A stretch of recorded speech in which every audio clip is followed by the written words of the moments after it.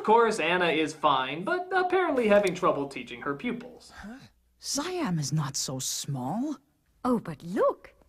England's even smaller. But Royal Palace is center of whole universe.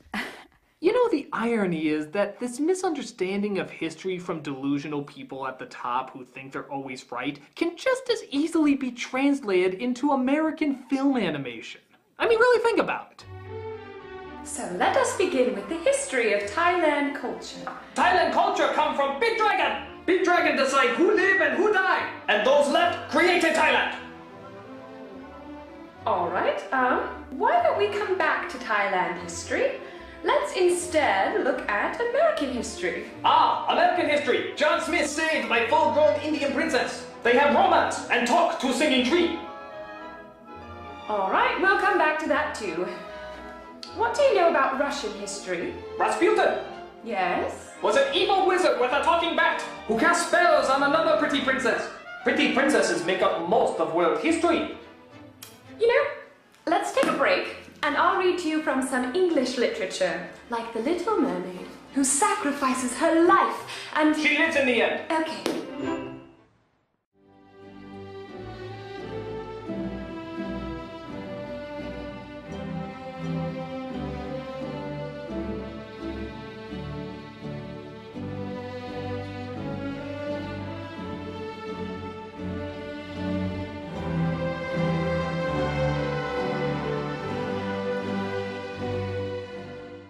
In 1995, Pocahontas was the latest big deal to come out of the Disney Renaissance, and it was a big deal, at least in the eyes of Jeffrey Katzenberg, head of the animation department, and convinced that this one was going to get them an Oscar nomination like Beauty and the Beast did. Sure. Russia has one of the most complex, painful, and painfully complex political histories in all the world. There's hardly a time when there's not some kind of revolt, revolution, invasion, or genocide going down over there. So whose bright idea was it to make a kids movie about the Russian Revolution? Don Bluth. Oh, Don Bluth. The 90s wasn't particularly kind to him. Anastasia was his first film in the 90s, as well as his last to date, that didn't tank. And Don Bluth more or less just decided to declare creative bankruptcy and just rip off the more successful Disney formula. For the 8 of you out there who have never seen The Little Mermaid, a quick summary. It's the story of a fangirl, of humans, who happens to be a mermaid who falls in love with the first human man she ever sees, trades her ability to speak for some legs and a vag, and ultimately comes out on top with no consequences and learns nothing. It was an important movie for Disney's business, as it was the first of the Disney Renaissance. It started all this business with musicals, brought back animation as an art form, yada yada yada yada yada. But I just don't feel the movie as a whole. I grew up, and with that, gained the ability to look at the movie as an adult. Am I the only person in the world that's able to look at this movie apart from childhood significance?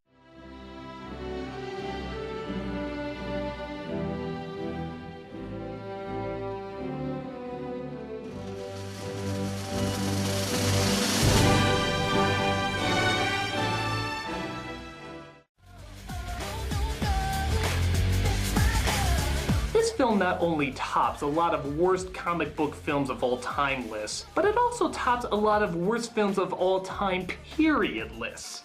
And you can definitely see why. It is a special kind of bad. The kind of bad that the main characters from the producers would put together as an intentional flop to cash in on some sort of money scheme. Yeah, that bad. I'd say let's review it, but really, this is more like a study. A study in asking the questions how, why, and... No, those are enough.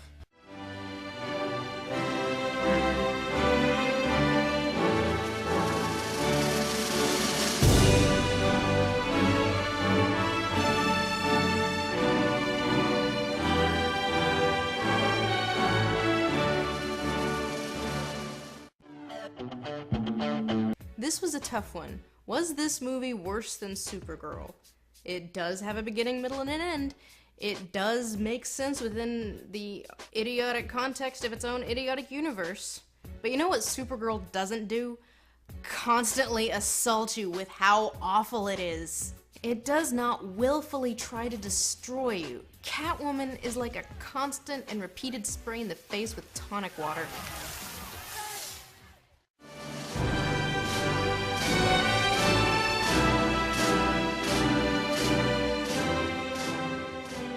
So as she shows all the Photoshop pictures of history, she says that she has been given a gift that's been passed on through the ages, and that she has tried to prove this theory as a professor in the past, but nobody has ever believed her. Why? Male academia. I'm sorry, what was the reasoning again? Male academia.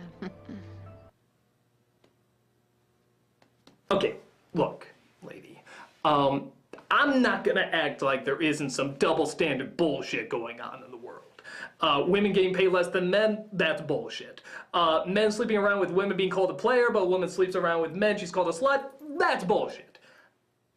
But when you go around with your theories that there are in fact cat women who exist today and have existed years in the past because the spirits of the Egyptian gods are in these little tiny felines going around who breathe on dead women, bringing them back to life, a sort of Catwoman zombie, if you will, who now exist and fight crime even to this day.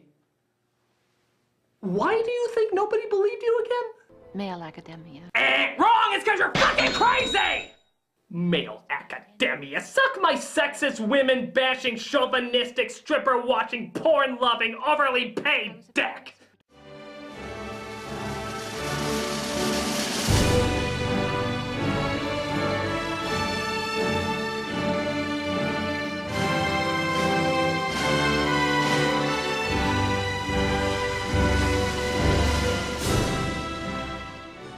Ferngully, the last rainforest. And boy, have I got some words to say about— Hey!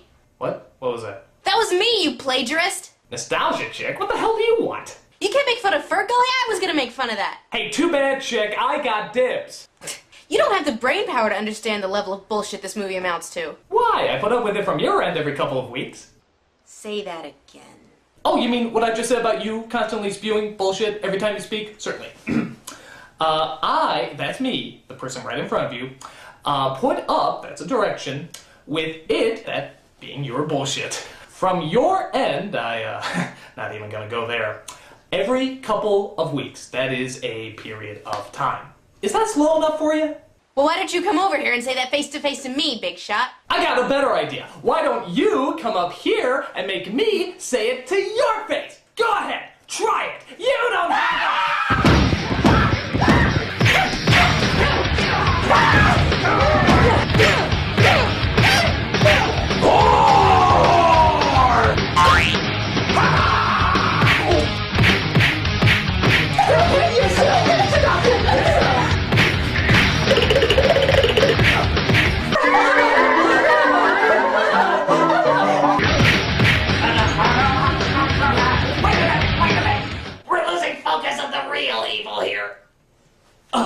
You're right. This isn't about us. This is about an awful movie. A god-awful movie that deserves to be ripped a new one. What do you say? Truth? Truce. So the film begins, as most epics do, with a flashback. Bastard. Bitch.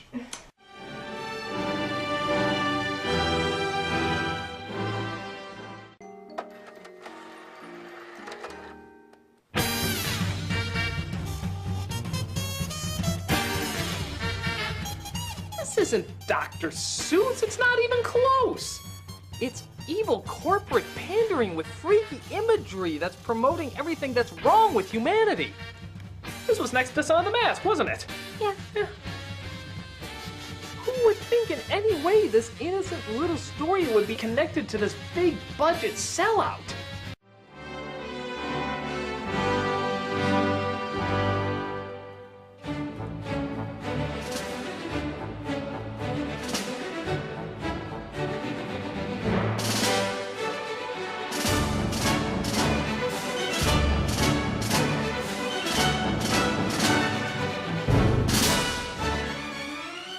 Chris Meledandri, who now has helmed the most Dr. Seuss adaptations at 2, has in his career yet to produce a film that's better than okay. He produced 2008's Horton Hears a Who, to date the least awful of the Seuss adaptations. Have an all-you-can-eat salad bar! Take a bite! Horton, who in the book is a simple elephant of principle, is, in Meledandri's movie, expanded into a spastic weirdo. No, they're on me! Look at them! Because, you know, kids, they like things giant and stupid. Whoa! I feel the diplomatic process is beginning to break down. Did the animators just get bored with the movie they were making and create distractions?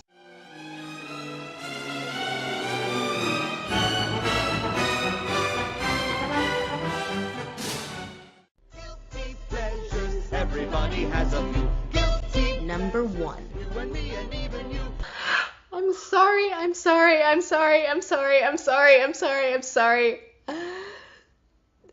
I don't know how to justify this one. The Grinch! I'm sorry. Maybe you need a timeout. I feel bad, you know, it's kind of like when you're watching some weird porn from, like, Bratislava, and you're like, I shouldn't like this. It's like, yeah, I just compared the Grinch to porn. That's how it feels. I feel dirty. I feel dirty that I kind of like it. So there, you know my deepest, darkest secret, that I do like some bad movies. No, I will not turn my brain off. I will never turn off my critical faculties, because then I would not be interested in things. But the thing is, there's a lot of stupid shit out there, and you can enjoy it for its stupidness and not feel bad about it. Like, there's a reason why LMFAO is at the top of my Pandora station, as is Kesha, but I genuinely feel bad about, I don't feel honestly bad about anything on this list, except for the Grinch, because it really truly is awful, and I'm sorry, I'm so sorry.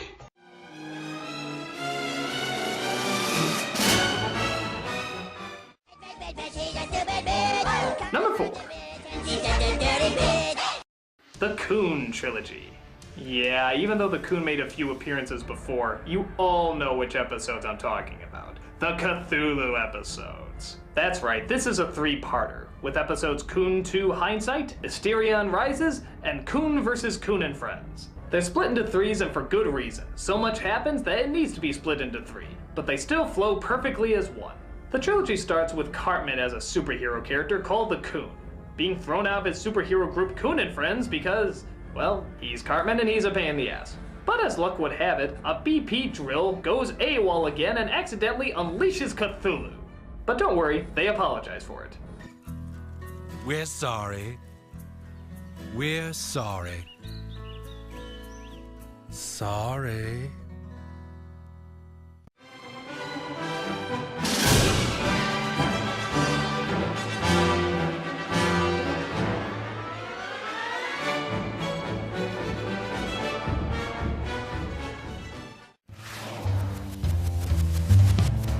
So what is 50 Shades of Green?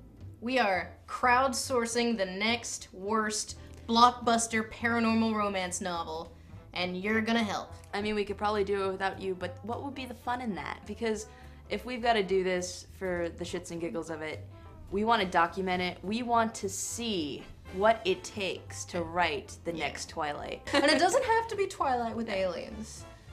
But that's I want it to be Twilight. Well, I want it to be Twilight. Yeah. I want Twilight with aliens, but if the crowd wills it so and we find a better idea, then... But this is the point of this. We want to go on a journey of self-discovery in the Lovecraftian sense. And we want you to come with us, and we want you to be our guides. Yes. Journey into the belly of the beast. This is absolutely going to be a collaborative process. You, the viewer, gets to vote on what we're doing and how we're doing it. So I feel like this is a good way for us to celebrate our love of books by imitating books that we hate.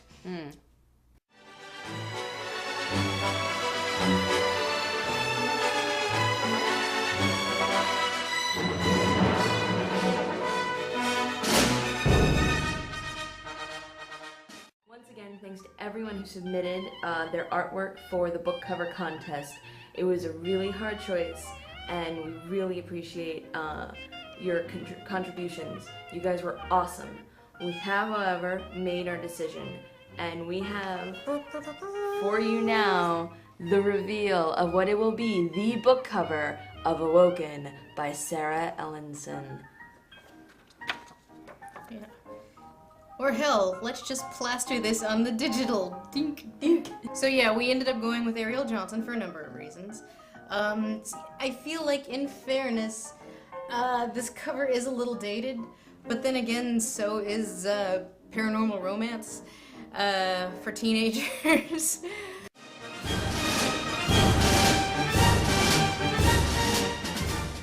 When this film came out, people went nuts. Not only did it have groundbreaking CGI effects, but it had action-packed suspense, a sense of awe and wonder, and just seemed gigantic. So when it was re-released in 3D recently, you bet your ass I got over to the theater to relive all those awesome memories. And how did it hold up? It was awesome! But maybe not as awesome as I remember.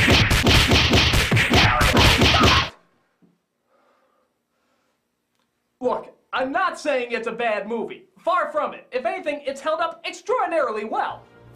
I'm just saying that while we were so blown away by how huge it was, we might have overlooked some problems that we either didn't see or chose to ignore. I know something like Jurassic Park 3 is worse, and trust me, we'll get to that train wreck in our time. But it's still an interesting journey looking back at something that was so groundbreaking and popular without the nostalgia goggles.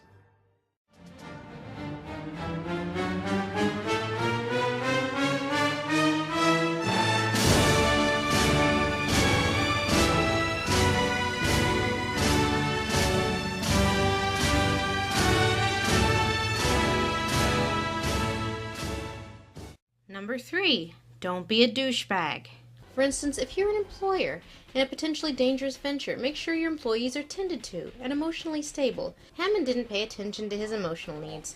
Oh, you're right, John. You're absolutely right. You know, everything's my problem. I will not get drawn into another financial debate with you, Dennis. Nedry, in turn, turned a bunch of fences off. Finally, number 6, stay calm and follow your goddamn protocol.